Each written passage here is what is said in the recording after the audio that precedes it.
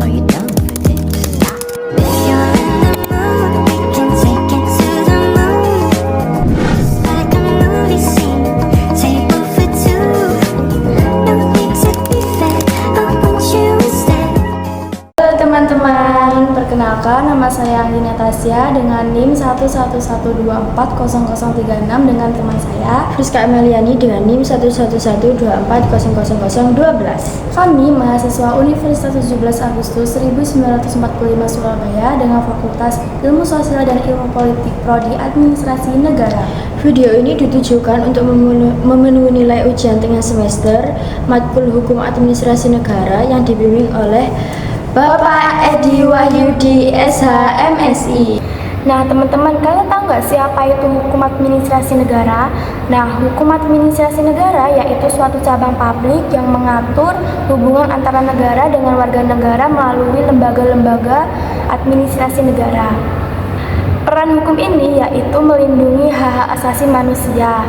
Hukum menjamin hak-hak dasar seperti hak untuk hidup dan hak pendidikan. Pemerintah wajib melindungi hak-hak seperti ini. Yang kedua, ada contoh mengenai hukum administrasi negara. Nah, contohnya itu ada apa aja sih? Yaitu ada pembagian kewenangan, yaitu pembagian tugas antara pemerintah pusat dan pemerintah daerah. Ada juga pembuatan kebijakan, yaitu kebijakan harus mengikuti prosedur hukum seperti konsultasi publik. Dan ada juga terakhir, yaitu pelaksanakan kebijakan. Program ini dijalankan sesuai aturan, diawasi lembaga-lembaga seperti BPKP dan KPK untuk mencegah korupsi. Nah, dan bagaimana sih hukum ini melindungi hak-hak warga negaranya? Yaitu dengan membatasi wewenang pemerintah, mewajibkan prosedur yang adil, dan menyediakan mekanisme gugatan di PT UN jika pemerintah bertindak sewenang-wenang. Yang ketiga, ada sumber hukum administrasi negara. Nah, di sumber hukum administrasi negara itu ada sumber hukum tertulis dan tidak tertulis. Untuk yang tertulis ada Undang-Undang Dasar 1945, yaitu konstitusi tertinggi menjadi dasar seluruh hukum. Dan ada undang-undang yang dibuat oleh DPR dan Presiden untuk mengatur kehidupan bermasyarakat. Terus yang ketiga ada peraturan pemerintah, yaitu aturan pelaksana undang-undang oleh Presiden. Terus ada peraturan Presiden, yaitu kebijakan strategis yang ditetapkan oleh Presiden. Yang terakhir ada peraturan daerah, aturan yang dibuat pemerintah, daerah, dan DPRD. Nah, untuk sumber hukum tidak tertulis itu ada kebiasaan administratif, yaitu praktek pemerintahan yang diakui secara tidak tertulis. Yang kedua ada jurisprudensi, yaitu keputusan pengadilan yang menjadi presiden hukum. Hukum administrasi negara menjadi dasar bagi tindakan administrasi pemerintahan karena mengatur seluk-beluk organisasi dan fungsi administrasi negara dan menjadi landasan penting untuk memastikan pemerintah bertindak sesuai dengan prinsip-prinsipnya.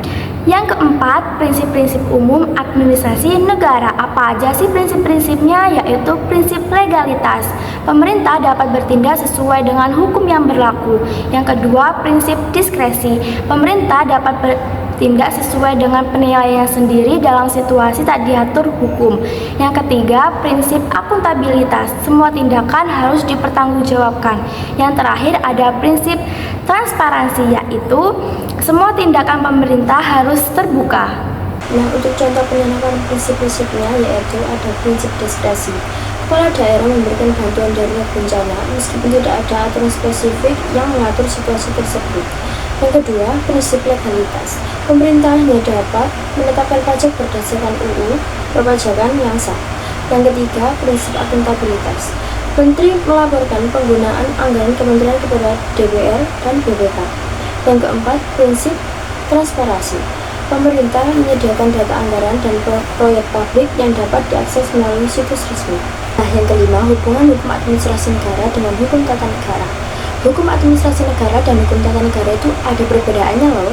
Hukum administrasi negara yaitu negara dalam keadaan bergerak, sedangkan hukum tata negara, negara dalam keadaan diam. Hukum administrasi negara dan hukum tata negara itu saling berkaitan.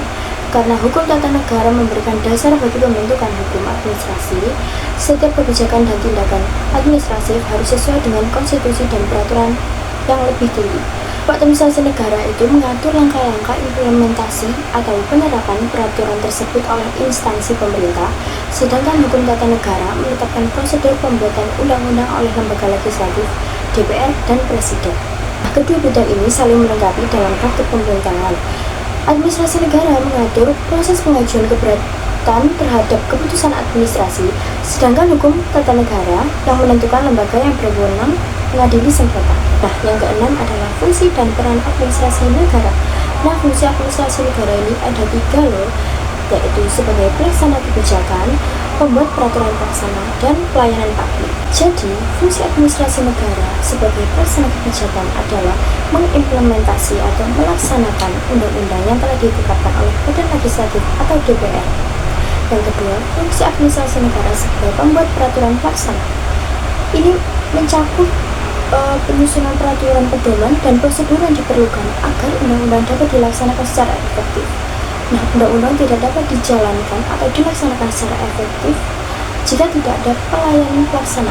Dengan demikian, administrasi negara berperan penting dalam memastikan bahwa kebijakan publik dapat diimplementasikan atau dilaksanakan dengan baik dan sesuai dengan tujuan yang telah ditetapkan. Nah, selanjutnya, fungsi administrasi negara sebagai pelayanan publik, yaitu untuk mengelola dan menyediakan berbagai layanan kepada masyarakat, memastikan kebutuhan dasar terpenuhi, serta menciptakan keadilan sosial. Fungsi ini mencakup pengaturan kebijakan, pengawasan, dan implementasi program-program yang bertujuan meningkatkan kualitas hidup warga, serta memfasilitasi partisipasi masyarakat dalam proses pemerintahan. Dengan demikian, administrasi negara berperan dalam mewujudkan tata kelola yang transparan, efisien, dan responsif terhadap aspirasi masyarakat. Nah, yang selanjutnya adalah peran administrasi negara dalam penerapan hukum di sektor-sektor seperti kesehatan, pendidikan, dan infrastruktur. Contoh yang di pendidikan adalah mengawasi penerapan kurikulum nasional dan memastikan wajib belajar berjalan sesuai dengan undang-undang. Contoh yang di kesehatan, menyediakan jaminan kesehatan melalui BPJS dan memastikan rumah sakit memenuhi standar pelayanan medis.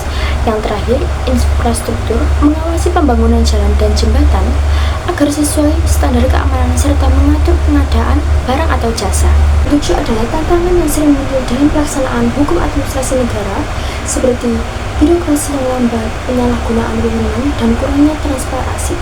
Seperti birokrasi yang lambat, proses administrasi yang berbelit-belit dan lambat dapat menghambat pelayanan publik.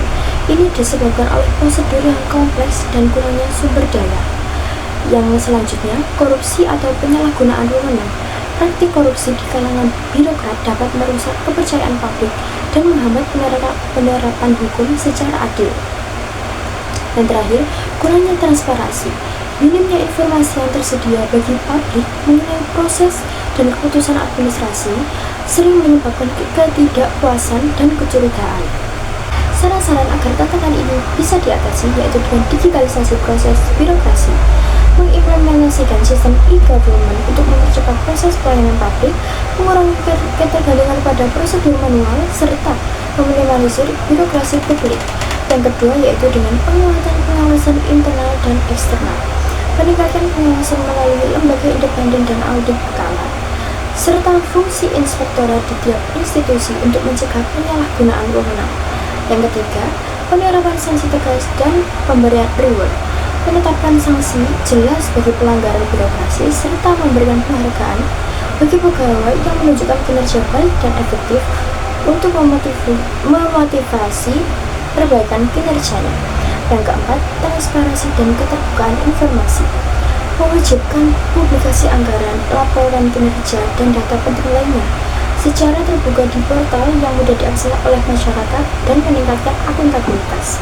Yang kelima, reformasi regulasi, melakukan penyederhanaan peraturan dan prosedur yang terlalu rumit agar pelayanan publik lebih efisien dan mudah dipahami serta mengurangi celah penyalahgunaan. Yang terakhir, pendidikan dan pelatihan birokrat, meningkatkan kompetensi dan integritas.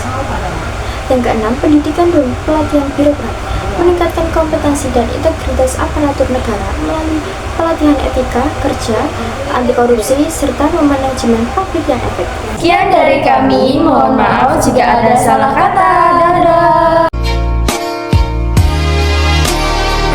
everything that I want.